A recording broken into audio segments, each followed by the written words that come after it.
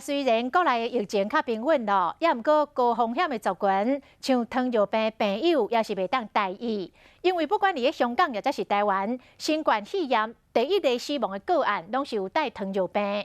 医师就来提醒，糖尿病朋友若去喂着病毒，这个转动病或者是死亡的风险真悬，所以注意放射真重要。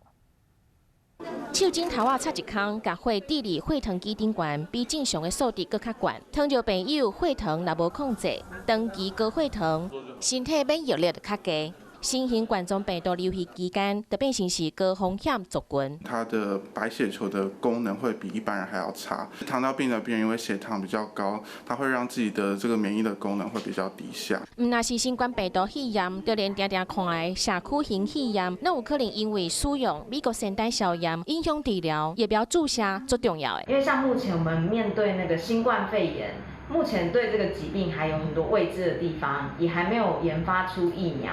那我们能做的就是做一些保护的措施。那对比较已知的，像肺炎链球菌，或者是像流行性疫苗，已经有证实有效的疫苗，所以会建议大家可以把握机会，时间到了就定期去接种。